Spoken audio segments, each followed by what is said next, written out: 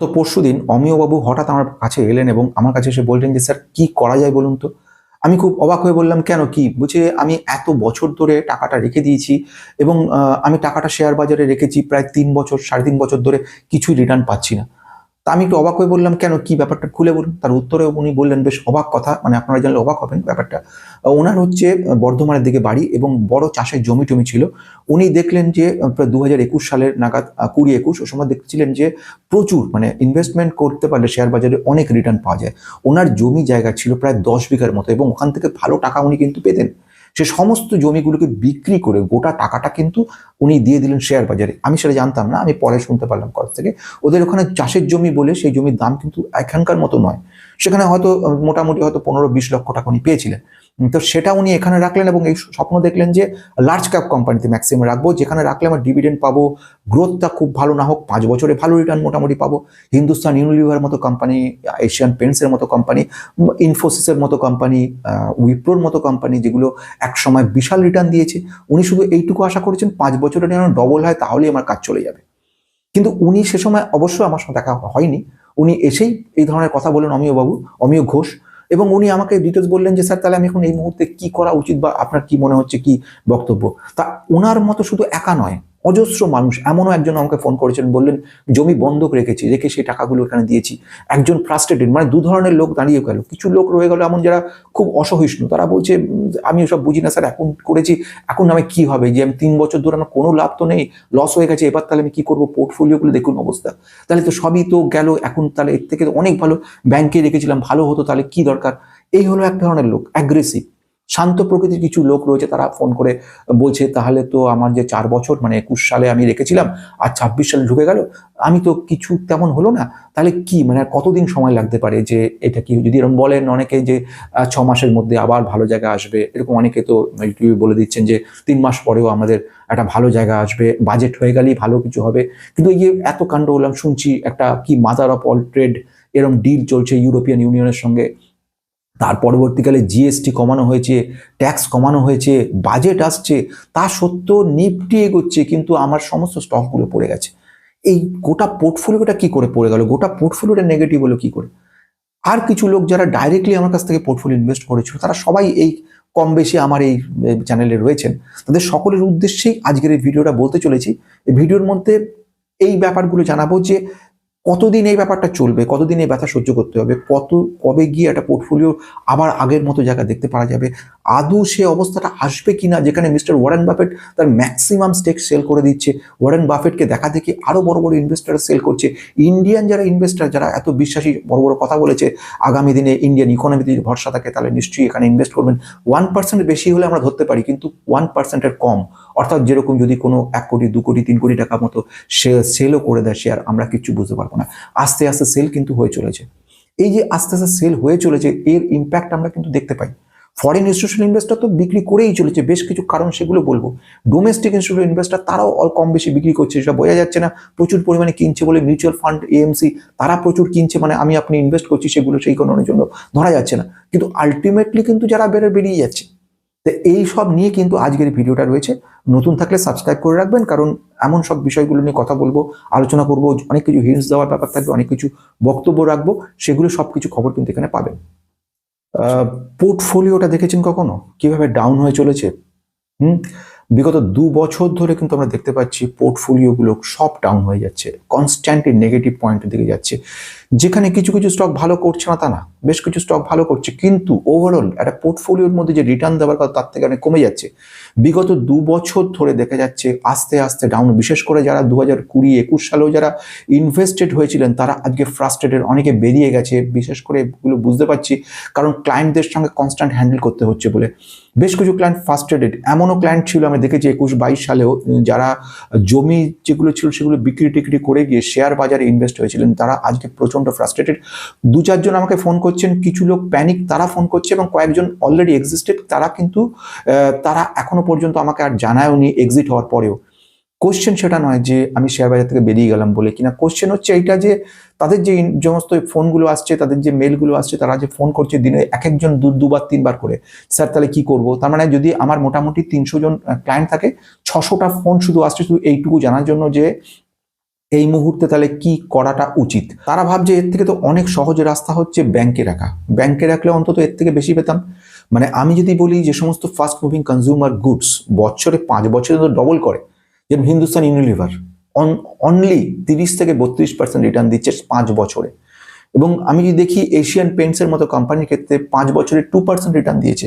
অথচ একটা large cap company একসময় প্রচুর স্বপ্ন দেখেছিল, ডিভিডেন্ড দুর্দান্ত দেয়, everything is fine. If you see the Britannia company, একটা বিখ্যাত কোম্পানি, সকলের নাম জানে, যে শেয়ার বাজার জানে না সেও কোম্পানির নাম জানে, সে ছোট বাচ্চা থেকে বৃদ্ধ।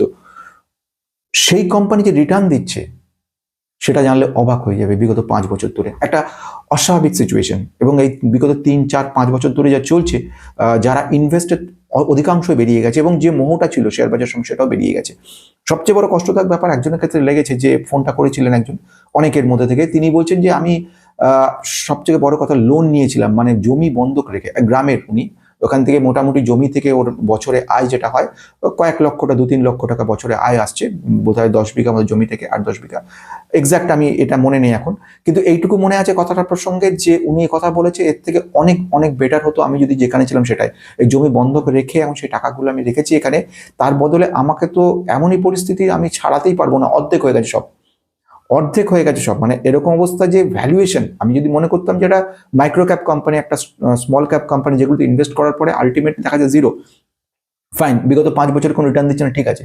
লার্জ ক্যাপ কোম্পানি যেরকম Infosys company, Hindustan Unilever company, Wipro company, যেসব কোম্পানিগুলো মোটামুটি কম বেশি আমাদেরকে একটা ডবল করে দেয় 5 বছরে, সেগুলোর ক্ষেত্রে দেখা যাচ্ছে যে অর্ধেকের কম হয়েছে। এই যে কারেকশনগুলো তৈরি হচ্ছে, এইগুলোর আলটিমেট ইম্প্যাক্ট কি? আলটিমেটলি তাহলে এটা কি থেমে যাচ্ছে?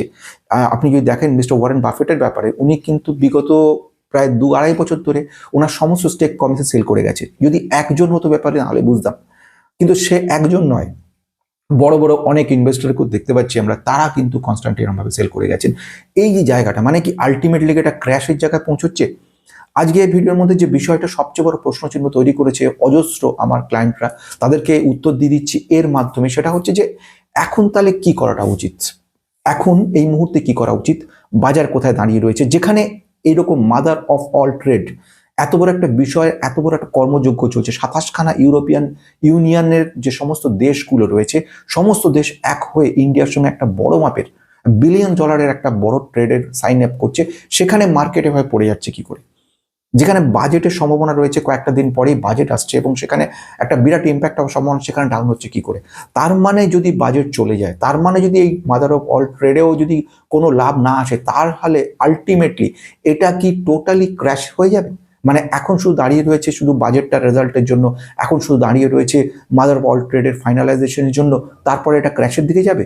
এই বড় কোশ্চেনটা কিন্তু সবসময় থেকে যাচ্ছে আমাদের মধ্যে, এবং এই কোশ্চেনের ইম্প্যাক্ট পাওয়া যাচ্ছে যারা এই মার্কেট জুড়ে রয়েছে। তার উত্তরগুলো একটা করে খোঁজার চেষ্টা, এবং ফাইনালি এই মুহূর্তে কি করা যায় সেটা নিয়ে বক্তব্য। তার প্রথম দিকে যে আসার আগে একটু সাবস্ক্রাইব করে রাখতে পারেন নতুন যারা থাকেন, কারণ বিভিন্ন বিষয় নিয়ে কম বেশি আলোচনা করি।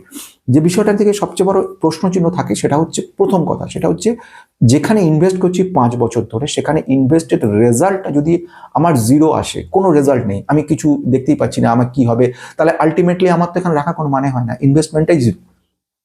সবচেয়ে বড় প্রশ্ন এটা ছিল। সেকেন্ড প্রশ্নের সঙ্গে রয়েছে কতদিন ধরে এই অবস্থাটা দাঁড়াবে। মানে আমি না হয় এখনো ধৈর্য ধরে রেখে দিলাম, কিন্তু এমন যদি হয় 6 বছর 7 বছরের মাথায় গিয়ে হঠাৎ করে এমন জাম্প হয়ে গেল যেগুলো সবগুলোকে মিটিয়ে দিল, এই ব্যাপারগুলো যদি আসে। তারপরে আসছে লার্জ ক্যাপের ক্ষেত্রে, আমরা জানি স্মল ক্যাপ মিড ক্যাপের ক্ষেত্রে নয় একটা ব্যাপার বুঝলাম, কারেকশন লেভেলটা লার্জ ক্যাপে কি এত বড় লেভেল হতে পারে? বা লার্জ ক্যাপ যেখানে আমরা দেখেছিলাম গত 5 বছর খুব একটা আমাদের জাম্প করেনি, সেটা কেন এত ডাউন হয়ে যাচ্ছে? হিন্দুস্তান ইউনিলিভার মতো কোম্পানি 2%, এশিয়ান পেন্টসের মতো কোম্পানি 5%, এইগুলো কি? তার উত্তর প্রথম যেটা আসছে, সে উত্তরের দিকে আমরা যদি দেখি, সার্চ করে দেখি, প্রথম হচ্ছে অনাস্থা। বড় বড় ইনভেস্টরদের এই বাজারের উপরে আস্থাটা কমতে শুরু করে দিয়েছে, আজ বলে না, আমরা দীর্ঘদিন ধরে অল্প অল্প করে করে আসছে। এটা কোনো হিউম্যান নয়, এটা কোনো এরকম গুজব নয় যে গুজব ছড়িয়ে দেওয়া হলো, মার্কেট ক্র্যাশ হচ্ছে, 2027 সালে মার্কেট ক্র্যাশ, 26-এ মার্কেট ক্র্যাশ, নো, ক্র্যাশ ব্যাপার নয়, কারেকশন ব্যাপার। আর এর থেকে বড় মারাত্মক কোশ্চেন আসবে, সেটা হচ্ছে কারেকশনটা তো বুঝলাম, কারেকশনের দিন কত? যদি আগামী 10 বছর ধরে এরকম কারেকশন চলে তাহলে তো শেষ। যারা 10 বছরের মধ্যে যারা মনে করে নিয়েছিল চিকিৎসার জন্য কোনো টাকা রেখেছে, বেড়াতে যাওয়ার জন্য 10 বছর টাকা রেখেছে, কারোর মেয়ের বিয়ের জন্য, ছেলের বিয়ের জন্য টাকা রেখেছে, হায়ার এডুকেশনের জন্য টাকা রেখেছে, কেউ বাড়ি বানাবে বলে টাকা রেখেছে, তাদের কি হবে?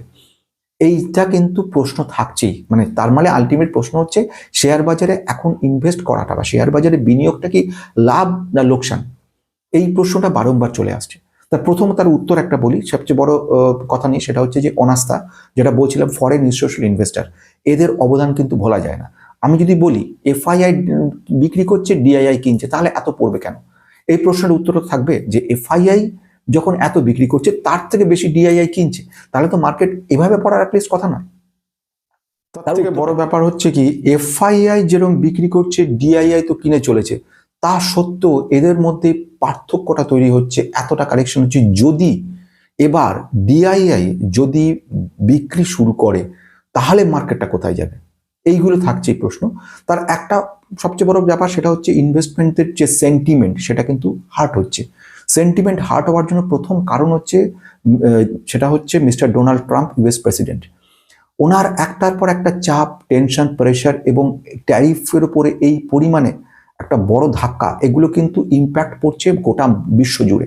তার ইম্প্যাক্ট, তার প্রভাবে কিন্তু সব জায়গাতে একটা নেগেটিভিটি ছড়াচ্ছে। যতই আমরা বলি না কেন সবাই যে আমরা স্বাধীন, আমরা টোটালি পরাধীন অন্য দেশের উপরে, বিশেষ করে আমাদের বড় বড় কান্ট্রিগুলোর উপরে, যেরকম আমেরিকার উপরে। ইউরোপিয়ান ইউনিয়ন যেখানে এগিয়ে এসছে 27খানা দেশ, এবং বেশ কিছু পজিটিভ ব্যাপার রয়েছে যেগুলো কিনা আমাদেরকে অনেক নতুন ওপেনিং শুরু করবে, কিন্তু সেসব সত্ত্বেও আমাদের সব থেকে বড় ব্যাপার প্রবলেম হচ্ছে, সেটা হচ্ছে আসল জায়গাটা, রিটার্নটা নেই কেন? সবকিছু মূল উদ্দেশ্য এটাই।